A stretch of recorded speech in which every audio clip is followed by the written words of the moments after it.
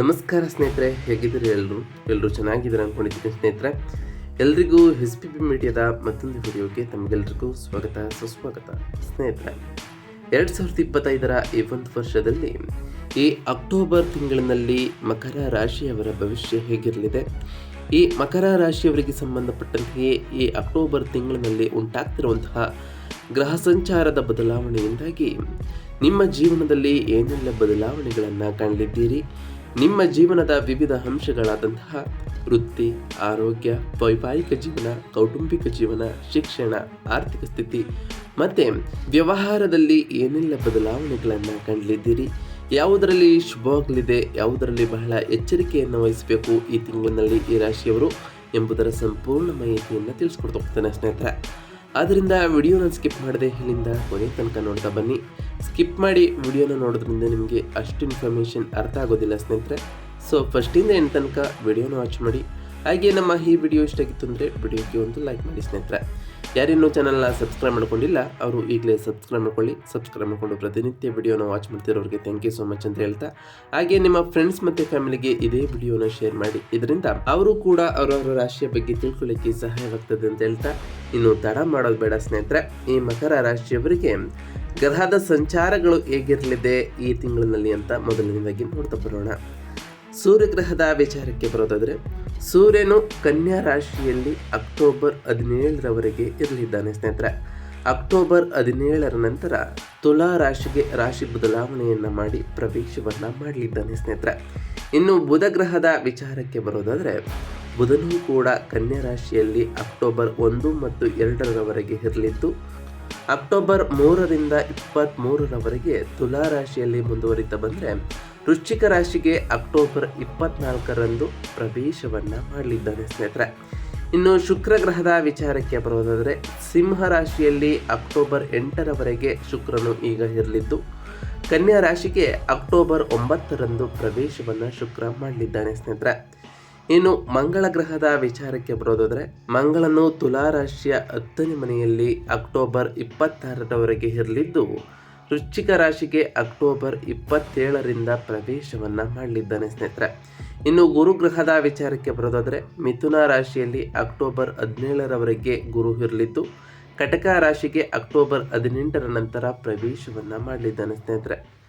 ಇನ್ನು ಶನಿ ಗ್ರಹದ ವಿಚಾರಕ್ಕೆ ಬರೋದಾದರೆ, ಮೀನ ರಾಶಿಯ 3ನೇ ಮನೆಯಲ್ಲಿ ಈ ತಿಂಗಳಿಡೀ ಇರಲಿದ್ದಾನೆ ಸ್ನೇಹಿತರೆ.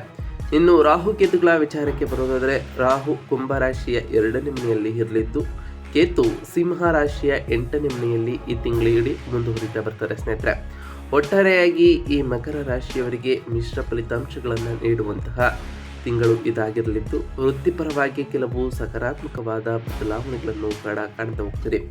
ಅದರಲ್ಲೂ ಈ ಅಕ್ಟೋಬರ್ ಮೊದಲ ವಾರವು ಬಹಳಷ್ಟು ಸಕಾರಾತ್ಮಕವಾಗಿರಲಿದ್ದು, ಆರೋಗ್ಯದ ದೃಷ್ಟಿಯಿಂದ ಬಹಳ ಸಾಮಾನ್ಯವಾಗಿರ್ತದೆ ಸ್ನೇಹಿತರೆ.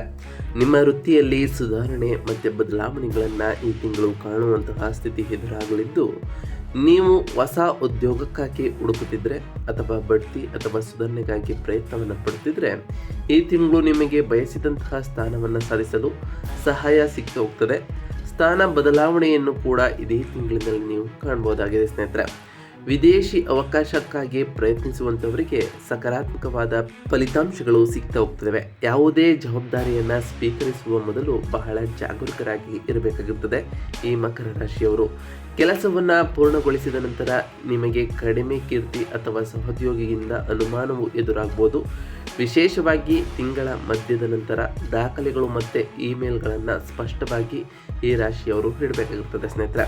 ಇನ್ನು ವೃತ್ತಿ ಮತ್ತು ಉದ್ಯೋಗದ ವಿಚಾರಕ್ಕೆ ಬರುವುದಾದರೆ, ಅಕ್ಟೋಬರ್ 17ರವರೆಗೆ 9ನೇ ಮನೆಯಲ್ಲಿ ಸೂರ್ಯನು ಅನುಮೋದನೆಗಳು, ಪ್ರಯಾಣ ಮತ್ತು ತರಬೇತಿಗೆ ಬೆಂಬಲವನ್ನು ನೀಡ್ತಾ ಹೋಗ್ತಾನೆ.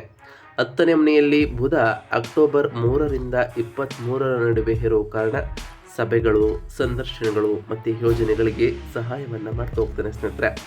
ಅಕ್ಟೋಬರ್ 17ರಿಂದ ಸೂರ್ಯನು ನಿಮ್ಮ 10ನೇ ಮನೆಗೆ ಸಾಗೋ ಕಾರಣ ಕೆಲಸದ ಹೊರೆ ಹೆಚ್ಚಾಗ್ತಾ ಹೋಗ್ತದೆ ಮತ್ತು ಹಿರಿಯರು ಬೇಡಿಕೆಗಳನ್ನು ನಿಮಗೆ ಮುಂದಿಡ್ತಾ ಹೋಗ್ತಾರೆ.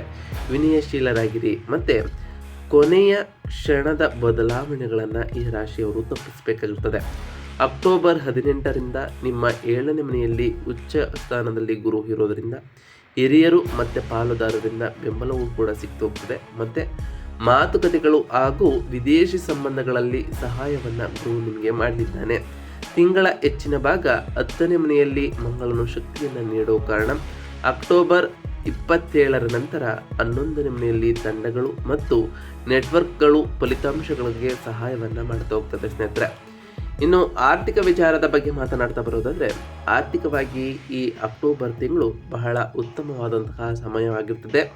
ಈ ಮಕರ ರಾಶಿಯವರಿಗೆ ಆದಾಯದ ಹರಿವು ಕೂಡ ಹೆಚ್ಚಿರಲಿದೆ. ಹೂಡಿಕೆಗಳಿಂದ ಉತ್ತಮವಾದ ಲಾಭವೂ ಕೂಡ ಸಿಗ್ತು ಹೋಗ್ತದೆ. ಸಾಲ ಅಥವಾ ಆರ್ಥಿಕ ಬೆಂಬಲಕ್ಕಾಗಿ ಪ್ರಯತ್ನವನ್ನು ಪಡುವಂಥವರಿಗೆ ಇದು ಒಳ್ಳೆಯ ಫಲಿತಾಂಶಗಳನ್ನು ತಂದುಕೊಡ್ತಾ ಹೋಗ್ತದೆ. ಈ ತಿಂಗಳು ಸಣ್ಣ ಅಥವಾ ಅಲ್ಪಾವಧಿಯ ಹೂಡಿಕೆಗಳಿಗೆ ಉತ್ತಮವಾಗಿರಲಿದ್ದು, ಸ್ವಲ್ಪ ಹಣವು ಪ್ರಯಾಣ ಅಥವಾ ಆಧ್ಯಾತ್ಮಿಕ ಕಾರ್ಯಗಳಿಗಾಗಿ ಖರ್ಚು ಆಗ್ಬೋದು. ಕೊನೆಯ ವಾರದಲ್ಲಿ ಸಾಮಾನ್ಯ ಬಜೆಟನ್ನು ನೀವು ಪಾಲಿಸಬೇಕಾಗುತ್ತೆ ಸ್ನೇಹಿತರೆ. ಇದರಿಂದ ನಿಮ್ಮ ಆರ್ಥಿಕ ಸ್ಥಿತಿಯನ್ನು ಇನ್ನಷ್ಟು ಉತ್ತಮವಾಗಿ ಇಡಬಹುದಾಗಿದೆ ಸ್ನೇಹಿತರೆ. ಇನ್ನು ಕುಟುಂಬ ಮತ್ತು ಸಂಬಂಧಗಳ ವಿಚಾರಕ್ಕೆ ಬರೋದಾದರೆ, ಕೌಟುಂಬಿಕವಾಗಿ ಈ ತಿಂಗಳು ಉತ್ತಮವಾಗಿರುತ್ತದೆ. ಈ ಮಕರ ರಾಶಿಯವರಿಗೆ ಕುಟುಂಬ ಸದಸ್ಯರೊಂದಿಗೆ ತೀರ್ಥಯಾತ್ರಕ್ಕೆ ಪ್ರಯಾಣವನ್ನು ಕೂಡ ಕಾಣಬಹುದಾಗಿದೆ. ಒಂದು ಪ್ರಮುಖ ಕೆಲಸದಲ್ಲಿ ನಿಮ್ಮ ತಂದೆ ಅಥವಾ ಸಹೋದರನಿಂದ ಉತ್ತಮವಾದ ಬೆಂಬಲವೂ ಕೂಡ ಸಿಗ್ತು ಹೋಗ್ತದೆ. ನಿಮ್ಮ ಜೀವನ ಸಂಗಾತಿಯ ವೃತ್ತಿಯಲ್ಲಿ ಸ್ವಲ್ಪ ಬದಲಾವಣೆಗಳನ್ನು ಕೂಡ ಕಾಣಬಹುದಾಗಿದೆ. ನಿಮ್ಮ ತಂದೆ ಆರೋಗ್ಯ ಸಮಸ್ಯೆಗಳಿಂದ ಚೇತರಿಸ್ಕೊಳ್ತಾ ಹೋಗ್ತಾರೆ. ಇದರಿಂದ ನಿಮ್ಮ ಕುಟುಂಬವು ಕೂಡ ನೆಮ್ಮದಿಯಾಗಿ ಇರಲಿದೆ.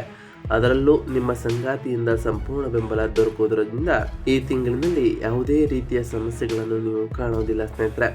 ನಿಮ್ಮ ನಡುವೆ ಭಿನ್ನಾಭಿಪ್ರಾಯಗಳು ಉಂಟಾಗಿದ್ದಲ್ಲಿ ಉತ್ತಮವಾದ ಸಂವಹನವನ್ನು ನಡೆಸುವ ಮೂಲಕ ಅದನ್ನು ನೀವು ಬಗೆಹರಿಸಿಕೊಳ್ಬಹುದಾಗಿದೆ ಸ್ನೇಹಿತರೆ. ಇನ್ನು ಆರೋಗ್ಯದ ವಿಚಾರಕ್ಕೆ ಬರೋದಾದರೆ, ಆರೋಗ್ಯದ ದೃಷ್ಟಿಯಿಂದ ಈ ಅಕ್ಟೋಬರ್ ತಿಂಗಳು ಬಹಳ ಸಾಮಾನ್ಯವಾಗಿರ್ತದೆ. ಈ ಮಕರ ರಾಶಿಯವರಿಗೆ ಯಾವುದೇ ಪ್ರಮುಖ ಸಮಸ್ಯೆಗಳೇನು ಕಾಣಿಸಿಕೊಳ್ಳಲ್ಲ ಸ್ನೇಹಿತರೆ. ನೀವು ಬೆನ್ನು ನೋವು ಮತ್ತು ಕಣ್ಣಿನ ತೊಂದರೆಗಳಿಂದ ಬಳಲುವಂತಹ ಚಾನ್ಸಸ್ ಕೂಡ ಎದುರಾಗ್ತದೆ. ವಿಶೇಷವಾಗಿ ಈ ರಾಶಿಯ ವಿದ್ಯಾರ್ಥಿಗಳು ಸ್ಕ್ರೀನ್ ಸಮಯವನ್ನು ಕಡಿಮೆ ಮಾಡಬೇಕಾಗಿರ್ತದೆ ಮತ್ತು ವಿರಾಮವನ್ನು ತೆಗೆದುಕೊಳ್ಳಿ ಸ್ನೇಹಿತರೆ. ಸರಿಯಾದ ಆಹಾರ ಮತ್ತು ವಿಶ್ರಾಂತಿಯನ್ನು ಕಾಪಾಡಿಕೊಳ್ಳಿ. ಪ್ರತಿದಿನ ನಿಮ್ಮ ದೈನಂದಿನ ಜೀವನದಲ್ಲಿ ವ್ಯಾಯಾಮ ಮತ್ತು ಧ್ಯಾನವನ್ನು ಕಡ್ಡಾಯಗೊಳಿಸಿ. ಸಮತೋಲಿತವಾದಂತಹ ಆಹಾರ ಸೇವನೆ ಬಹುಮುಖ್ಯವಾಗಿರುತ್ತದೆ. ಇನ್ನು ವ್ಯಾಪಾರ ಮತ್ತು ಪಾಲುದಾರಿಕೆಯ ವಿಚಾರದಲ್ಲಿ ಏನೆಲ್ಲ ಬದಲಾವಣೆಗಳನ್ನು ಕಾಣಲಿದ್ದೀರಿ ಈ ಮಕರ ರಾಶಿಯವರು ಅಂತ ನೋಡ್ತಾ ಬರೋದಾದರೆ, ಪಾಲುದಾರರಿಗೆ ವ್ಯಾಪಾರ ಮಾಡುವವರಿಗೆ ಕೆಲವು ಬದಲಾವಣೆಗಳನ್ನು ಈ ತಿಂಗಳಿನಲ್ಲಿ ಕಾಣಬಹುದಾಗಿದೆ. ವಿಸ್ತರಣೆಗಾಗಿ ಹೊಸ ಒಪ್ಪಂದಗಳು ಅಥವಾ ಪಾಲುದಾರಿಕೆ ಪತ್ರಗಳನ್ನು ಈ ತಿಂಗಳಿನಲ್ಲಿ ನೀವು ಕಾಣಬಹುದಾಗಿದೆ. 3ನೇ ವಾರದಿಂದ ಉತ್ತಮವಾದ ವಿಚಾರಣೆಗಳು ಮತ್ತು ಆರ್ಡರ್ಗಳೊಂದಿಗೆ ವ್ಯಾಪಾರವು ಸುಧಾರಿಸಲು ಪ್ರಾರಂಭವಾಗ್ತೋಗ್ತದೆ.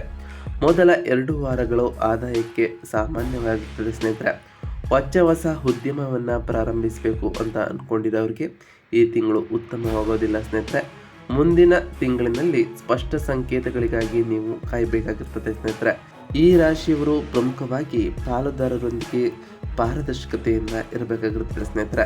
ಇದರಿಂದ ನಿಮ್ಮ ನಷ್ಟಗಳನ್ನು ತಪ್ಪಿಸಬಹುದಾಗಿದೆ. ಇನ್ನು ವಿದ್ಯಾರ್ಥಿಗಳ ವಿಚಾರಕ್ಕೆ ಬರೋದಾದರೆ, ವಿದ್ಯಾರ್ಥಿಗಳಿಗೆ ಈ ಅಕ್ಟೋಬರ್ ತಿಂಗಳು ಉತ್ತಮವಾದಂತಹ ಸಮಯವಾಗಿರ್ತದೆ.